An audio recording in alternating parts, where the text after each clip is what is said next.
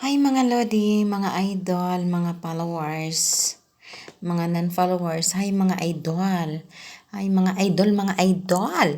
Ito mga idol, nag-ano ko ng for more go mga idol kasi wala nang stock sa sa ref, sa freezer.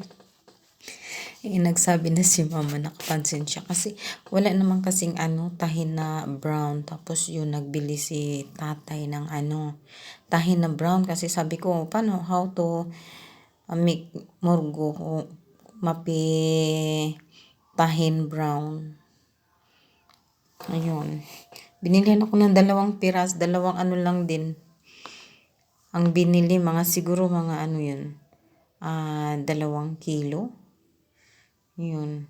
Ayan, ginawa ko na siya mga idol kasi na-miss nata ni mama. May mga laham. Masarap kasi siya sa mga idol, mga laham. Ganyan ng mga idol. Oh. Dati kasi mga idol, nabibili lang sila sa sa market. Tapos ngayon, na na alam ni mama na marunong ako maggawa. Ayun, binilihan ako ng gamit. Ayan.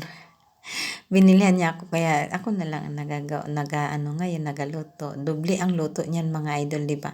Niluluto mo na yung tahin na brown, no? Niluto mo na siya tapos lulutuin mo pa yan siya ay mix sa sa beef.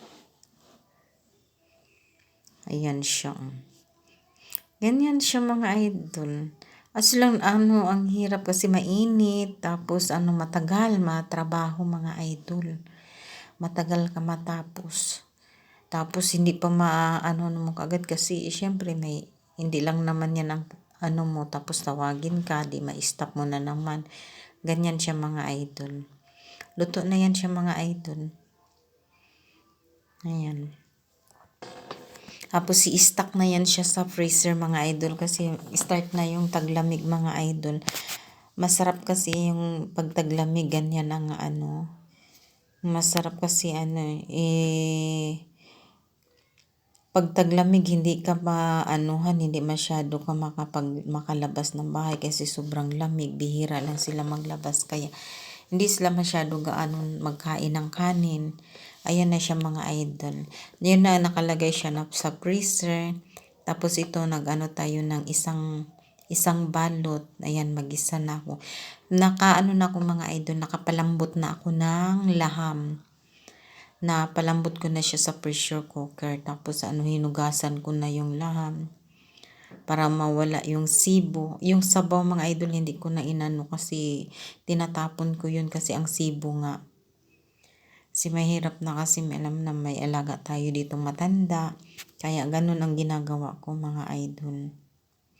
Ayan, nakita mo yan mga idol, pag maglagay ako ng mantika, kunting-kunti lang talaga mga idol na makaano lang yung bawang. Ang inano ko dun mga idol yung bawang na maano ta siya sa mantika. Ayan Mano kasi doon kasi yung aroma ng bawang yung mabango. Ayan siya mga idol. Ayan na yung laham mga idol. Malambot na yan mga idol, sobrang lambot. Ayan na siya mga idol. Luto na siya. Ganyan na yan siya.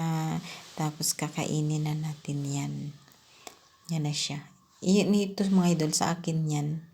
Ayan, yung sa kanila nandoon. Ayan, kain na tikman na natin yan siya. Sarap-sarap yan mga idol. Ayan na siya. Specialty yan dito sa kanila mga idol murgo.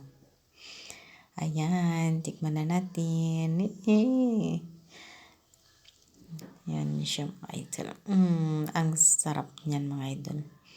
Ayan, bismillah, kainin na natin yan. Pinainggit ko muna kayo mga idol.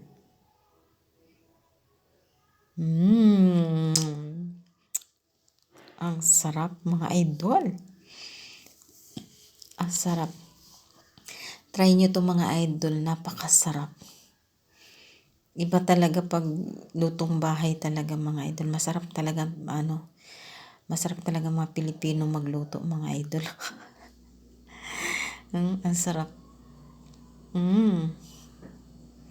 Sarap mga idol. Try nyo mga idol, luto kayo. Ayan ang ano nyo sa ano, pag magluto kayo ng baka dyan sa ano, sa Pilipinas. Napakasarap mga idol, promise. Ang sarap. Thanks for watching. Bye.